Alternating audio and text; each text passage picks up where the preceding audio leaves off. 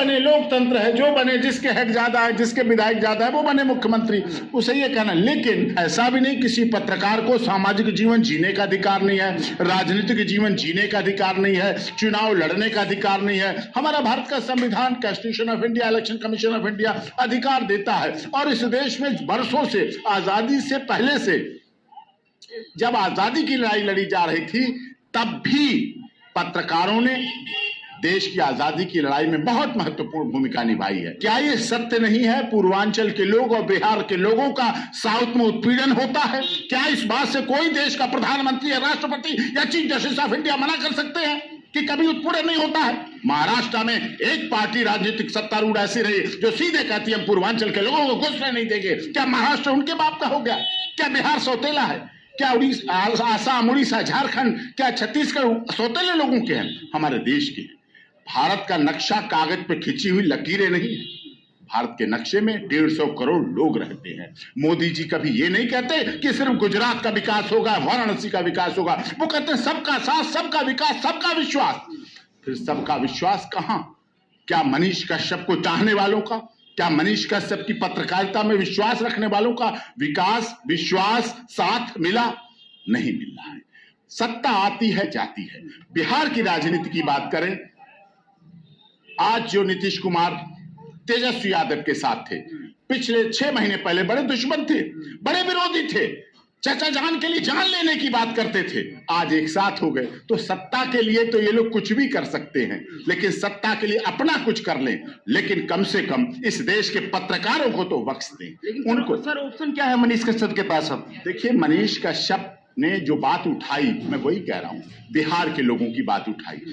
South में उनके साथ गलत हुआ, महाराष्ट्र में गलत होता है, साउथ में गलत होता है, आसाम में हिंदी भाषी लोगों की हत्या कर दी जाती है, जघन्य हत्या कर दी जाती है। वो बात उठाना क्या पत्रकारिता में गलत है? अगर कोई बात उसने साथ में ये भी लिखा, मैं इस खबर की पुष्टि नहीं करता हूं, जांच करे, सूचना प्रसारण मंत्रालय है, वो इसकी जांच करे, वो इसका संज्ञान ले, देखे गलत है, सही है, क्या है। ककड़ी के चोर को आप कटारी से तो नहीं काट सकते। आपने उस पर इतनी धाराएं लगा दी। सरेंडर होने वाले व्यक्ति को दिखाया जा रहा है कि पुलिस तलाश कर रही थी, मेरे पास प्रेस कॉन्फ्रेंस है, उसकी प्रेस ब्रीफिंग दी, बिहार पुलिस की। पुलिस तलाश कर रही है और वो तलाश करते करते वो सरेंडर हो गया। तो इसका मतलब क्या हुआ? वो तो अपने को आत्मसमर्पण किया है, सरेंडर किया है। वो कानून में विश्वास करता है, पत्रकार है, न्यायपालिका में विश्वास करता है, न्याय में विश्वास करता है, अदालत में विश्वास करता है, अदालत के सिस्टम पर विश्वास करता है। तो आप उसको तो ऐसा नहीं कर सकते। लेकिन माननीय अदालत पर हमें पूरा भरोसा है और माननीय अदालत ने 1 हफ्ते का रिमांड मांगा। अभी पिछले दिनों EAW, इकोनॉमिक ऑफेंस विंग, सब कुछ खाते में है, सब कुछ पैसा खाते में है, सब कुछ रिकॉर्ड में है, तो उसके बाद किस लिए कर रहे हैं? इकोनॉमिक ऑफेंस विंग अपना काम करे, पैसे का सोर्स का पता करे, कहां से आया, क्या हुआ, गलत आया तो दोषी है। अगर वो पाकिस्तान से पैसा आया है, अगर चाइना से आया है तो वो दोषी है। अगर भारत के लोग उसे दे रहे हैं, बिहार के लोग दे रहे हैं, तो बिहार की मैन पावर तो पूरी दुनिया में जाती है, तो उसको तो आप अच्छा मानते हैं। तो क्या लगता है अगर कोई केस लड़े मनीष कश्यप का वकील, तो सुप्रीम कोर्ट से राहत मिलने की उम्मीद लग रही है कि राहत मिल सकती है, बेल मिल सकती है? नहीं, अभी सुप्रीम कोर्ट की बात नहीं है। हमें निचली अदालत, honourable high court, session court, supreme court, सब पे भरोसा करना है। और बिल्कुल भरोसे की बात है, विश्वास की बात है। मनीष कश्यप अभी उन्होंने PC रिमांड मांगा था, इकोनॉमिक ऑफेंस मांग लो, सोर्स ऑफ इनकम देख रहे हैं, अकाउंट उनके सीज हैं, किस अकाउंट में कितना पैसा है। आजकल सब ट्रांजैक्शन, आज तो डिजिटल ट्रांजैक्शन मोदी जी ने कर दिया है। अब कुछ छिपा हुआ तो है नहीं, सब भेजते हैं, वो भी सामने है, जो जाता है वो भी सामने है, तो उसका वेरिफिकेशन होने दीजिए। और जो EOW ने 7 दिन का रिमांड मांगा था, वो ऑनरेबल कोर्ट ने सिर्फ 1 दिन का दिया।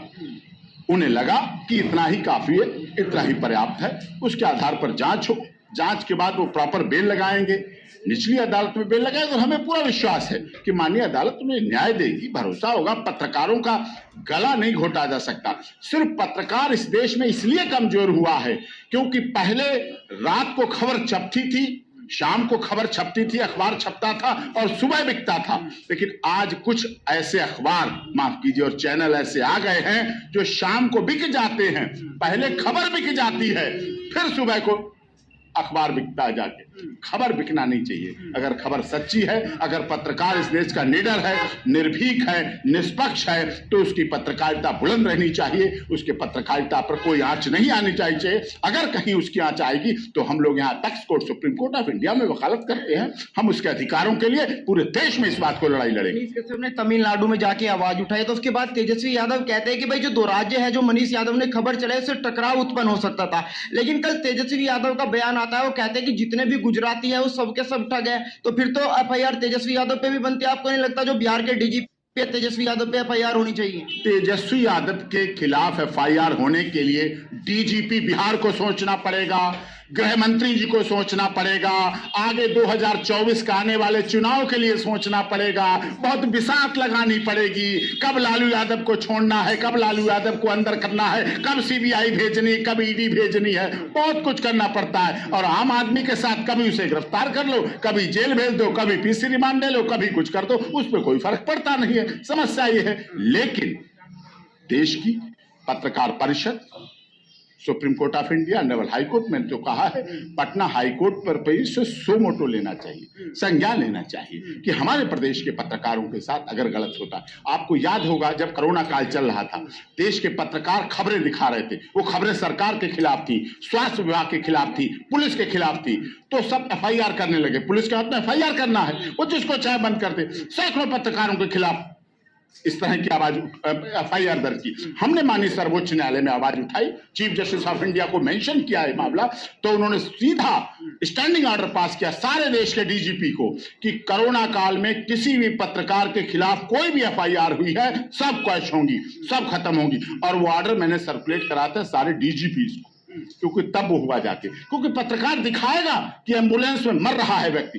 पत्रकार दिखाएगा सड़क पे व्यक्ति मर रहा है, तो उसको ना दिखाया जाए। पुलिस कहती नहीं दिखाओ, डॉक्टर कहते नहीं दिखाओ, सरकार कहती मेरी सरकार मत दिखाओ, बिहार में मत दिखाओ, उत्तर प्रदेश दिखाओ जाके, योगी जी कहते यहां मत दिखाओ, दिल्ली दिखाओ जाके, दिल्ली केजरीवाल कहते यहां मत दिखाओ, हरियाणा दिखाओ जाके, खट्टर दिखाओ। आपको बताऊं, जैसे कि डेड बॉडी नाले से निकलती है ना, जब नाले में बह रही होती है तो सच्चो उस नाले वाले जुडिक्शन को पता चलता है कि डेड बॉडी इधर आ रही है, वो कहता है आगे बढ़ा दे, इस डेड बॉडी को आगे बढ़ा दे, अपने इलाके से हटा दे, दूर हटा दे। दूसरा सोचता मेरे में आगे और आगे बढ़ा दे, और आगे बढ़ा दे। उस डेड बॉडी की शिनाख्त करना, अपराधी को पकड़ना, मुलजिम को पकड़ना, वो किसका बेटा है, किसका बाप है, किसका भतीजा है, किसका चाचा है, ये जानने का प्रयास इस देश का सिस्टम नहीं करता है, सरकार नहीं करती है, और वो आगे आगे बढ़ाते रहो। तो इस तरह से अपने जिम्मेदारी को दूसरे पर डालना, दूसरे पर थोपना, अपने से हटाना, इससे देश का विकास नहीं होता है। इससे मोदी जी का नारा सबका साथ, सबका विकास, सबका विश्वास अफेक्ट करता है। अगर मनीष कश्यप को पटना से राहत नहीं मिलती है तो क्या आप सपोर्ट करेंगे? नहीं, मैं आज भी सपोर्ट कर रहा हूं, मैं कल भी सपोर्ट कर रहा था और मैं आगे भी सपोर्ट करूंगा। मैं हर उस गरीब, दलित, शोषित, पीड़ित, मजदूर, मजलूम जिसके साथ गलत होता है, चाहे वो पत्रकार हो, चाहे वो पुलिस अधिकारी हो, चाहे वो संत हो, चाहे वो राजनेता हो, चाहे वो वकील हो, चाहे वो न्यायाधीश हो। मेरे पास ऐसे कई न्यायाधीशों के मामले हैं, कई ऐसे पत्रकारों के मामले हैं, कई ऐसे पुलिस अधिकारियों के मामले हैं, कई ऐसे पत्रकारों के मामले हैं जिनके साथ गलत होता है। और जब जब गलत होता है तो हमारे डीएनए में है, हमारी माँ ने सिखाया, हमारे पिता ने सिखाया, ये बताया था कि सामने पहाड़ हो, सिंह की दहाड़ हो, तुम कभी डरो नहीं, तुम कभी झुको नहीं, उससे लड़ना है, उससे झगड़ना है, और अपने उस व्यक्ति को न्याय की जो अंतिम पायदान पे है, जो देश की सबसे कमजोर कड़ी है, उसके न्याय की लड़ाई के लिए हमें संघर्ष करना है और उसके न्याय की दिलवाना है। पत्रकार के साथ आप अगर ऐसा करेंगे तो आप उसकी कलम की निब को तोड़ रहे हैं। अगर पत्रकार के साथ करेंगे तो आप इसकी इस आईडी को दबाना चाह रहे हैं, उसको कुचलना चाह रहे हैं। पत्रकार सूरज की रोशनी की तरह होता है कि सूरज की रोशनी चाहते तो सब है उसके घर में आए, और सब जगह सूरज पहुंचता है और बीमारी को दूर करता है, शरीर को स्वस्थ करता है। डॉक्टर आज कहते हैं ना विटामिन डी की कमी हो रही है, वो कहते हैं पहले दवा ले लो, लेकिन सूरज में भी बैठो, मतलब दवा तो ले लो उनके पैसों के लिए, लेकिन सारा काम करेगा सूरज। सूरज की रोशनी की तरह पत्रकार होता है, जो गलत को गलत कहता है, सत्य को सत्य कहता है। किसको बुरा लग रहा है उसे नहीं मतलब, किसको अच्छा लग रहा है किस मतलब। लेकिन आज पत्रकारिता के कुछ मायने थोड़े बदले हैं, सत्ता की वजह से बदले हैं। और समय समय पर बदलते रहे। लेकिन मैं कहता हूं पत्रकारिता में अगर आप आए हैं, अगर पत्रकार बने हैं, अगर आपने कलम उठाई है, आप कलम के सिपाही बने हैं, तो जीवन की आखिरी दम तक जीवन और मौत देना ऊपर वाले का काम है, वो अलमाइटी पावर देता है। जब तक आपने आईडी और कलम उठाई है, आप अधिकारों के लिए, लोगों के अधिकारों के लिए, चाहे सत्ता की बुराई करनी पड़े, चाहे सत्ता की तारीफ करनी पड़े, चाहे पुलिस की तारीफ करनी पड़े, चाहे राजनेता की बुराई करनी पड़े, चाहे पुलिस की बुराई करनी पड़े, आपको कहीं भी अगर आप पत्रकार हैं, आप सच्चे पत्रकार हैं, निर्भीक पत्रकारिता का पहला अंग है। निर्भीक मतलब बिना डर का, निडर, निर्भीक, पारदर्शी, आप तह तक जाते हैं। आप लोग करते हैं, आप लोग सुप्रीम कोर्ट में कान कान से सुनते हैं, आप देखते हैं, हम तो देखते हैं चीफ की कोर्ट में कान लगाए रहते हैं कि क्या बोला चीफ साहब ने, क्या बोला, कौन किस जज ने बोला, तुरंत नोटिंग करते हैं और तुरंत ब्रेक करते हैं। हाँ, एक आदत जरूर पड़ी है हमारे देश की पत्रकारिता में, ब्रेक करने की खबर। पीटीआई, एएनआई, हम निकलते हैं सुप्रीम कोर्ट से, जैसे निकले वो कहते हैं 1 सेकंड पहले हमें बता दो, 1 सेकंड पहले हमें दे दो, हमारे फोन पे दे दो, फोनो दे दो, हम ब्रेक कर दें। उसमें उन्हें नंबर बनाने की आदत होती है कि हम एजेंसी हैं, हम बड़े चैनल हैं, हम ब्रेक कर दें, फिर आगे खबर जाए। ये थोड़ी होड़ बढ़ी है, इस होड़ से भी बचना चाहिए। हमारे देश में वो समय भी था जब आज तो सोशल मीडिया है, तुरंत तुरंत लाइव हो जाता है, ऑन एयर हो जाता है। पहले आपको याद हो ओबी बैन आती थी, पूरा सिस्टम आता था, तब चलता था। लेकिन पत्रकारिता को निडर, निष्पक्ष, निर्भीक बनाए रखने के लिए हमें वो सारे उपाय अपनाने पड़ेंगे।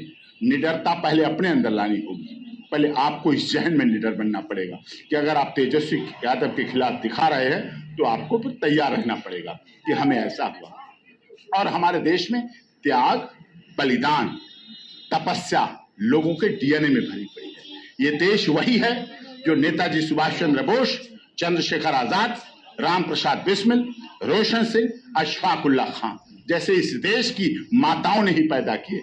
और उस समय की आप बात करें तो सीता, सावित्री, गार्गी, अपाला, अनुसुईया हमारे देश की थी, रजिया सुल्ताना हमारे देश की थी। और आप कहें तो इतिहास की बात हो गई। आज ऐसा नहीं, आज भी ऐसा नहीं।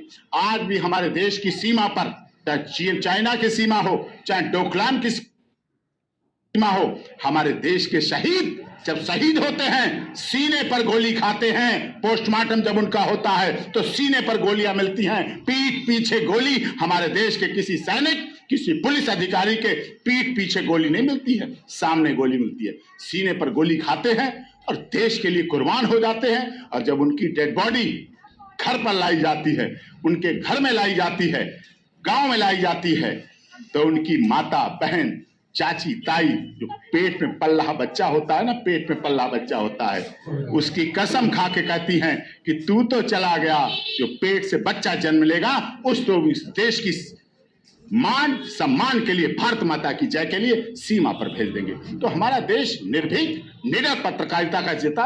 हमारे देश के संग ये राष्ट्रीय ध्वज लहराता है ना, यहां लहरा रहा है, दिल्ली में तो आजकल बहुत जगह लहरा रहा है, सुप्रीम कोर्ट, लोकसभा, राज्यसभा, वो हवा से नहीं लहराता है, हमारे देश के शहीदों के त्याग, सैनिकों के त्याग और बलिदान और तपस्या की वजह से लहराता है, हवा से नहीं लहराता।